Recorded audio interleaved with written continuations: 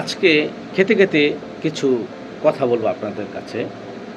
প্রথমত আমরা যখন ১০ জন বন্ধু একসাথে থাকি, আড্ডার ছলে বিভিন্ন কথা, হাসি, আড্ডা সবকিছুই চলে।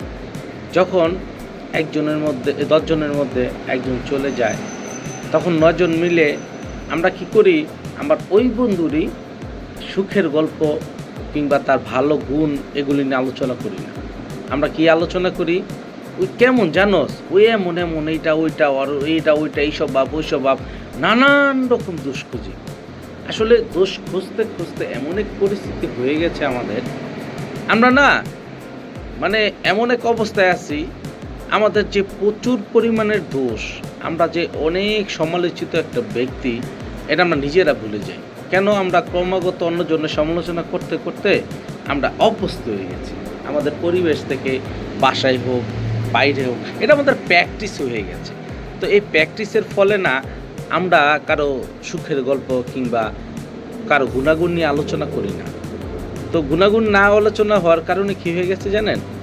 আমাদের না শরীরের ভিতরে না পচন হয়ে গেছে ভাই। কারণ একটা সময় এটা প্রকৃতির একটা বিষয় হয়ে দাঁড়ায় যে আমাদের শরীরে আবার না ফেরত হয়ে আসে। কেননা ৯ জনের পর একজন চলে যায়, এই একজন পরে যদি ৮ জন হয়, একজন চলে গেলে সে ৮ জনের মধ্যে আমিও একজন হতে পারি।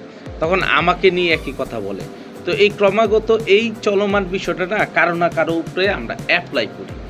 যার ফলে আমাদের জীবনের চলার ক্ষেত্রে না একটা নির্দিষ্ট সময় না বন্ধু হারা হয়ে যায়, আত্মীয়স্বজন হারা হয়ে যায়, যাদের সাথে অনেক কিছু করেছি এগুলো না সব হারিয়ে যায়। কিভাবে যেন স্মৃতি হয়ে যায়। মাঝে, মাঝে না তাদের চাইলেও না এই একত্রে এসে এই মুড়ি মাখার মতন খেতে পারি না। তখন একান্তিত জীবন লাভ করতে হয়। এমনও হতে পারে আমাদের যাকে জীবনসঙ্গিনী বানিয়েছি তার থেকেও আমরা আলাদা হয়ে যাই। তো এই ক্রমাগত দিন এই গুণাগুণ বলবো না অভিশাপ বলবো জানি না।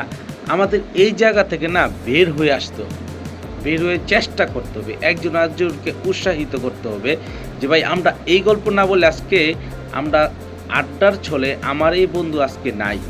ওর কত ভালো গুণ আছে এই বিষয় নিয়ে আলোচনা করি। আমার এই আত্মীয়স্বজন নাই, এই বিষয় নিয়ে আলোচনা করি যে উনি কী, কী করেছে এই পর্যন্ত, ওনার ভালো গুণগুলো বলি। ওই মানুষের জন্য কী, কী করতে চেষ্টা করেছে, কী, কী তার ভবিষ্যতে চিন্তাভাবনা ছিল, এগুলি নিয়ে আলোচনা করি। তাহলে মনে করবেন জীবনটা আরও সুন্দর হয়ে যাবে, বন্ধুত্ব অটুট থাকবে, মৃত্যুর আগ পর্যন্ত একজন একজনের সাথে সুসম্পর্ক বজায় থাকবে। তো ক্রমাগত এই আড্ডার মতন চলবে। তো সব কিছু মিলিয়ে আলহামদুলিল্লাহ যাতে সবাই ভালো থাকি, সুস্থ থাকি, সেই বিষয় নিয়ে আজকে কথা বললাম। তো আমাদের এই তেমি শফিকুল ইসলাম শিপলু সবাই চিনেন, পাশাপাশি আমাদের খোকন ভাই, নাজমুল ভাই, মিঠু, আমি আদারওয়াইজ সবাইকে অসংখ্য ধন্যবাদ। বিয়েবাড়ি ইভেন্টে যারা আছেন, বিয়েবাড়ির টিমকে সবাইকে ধন্যবাদ। সুখের জীবন কাটাতে চাই।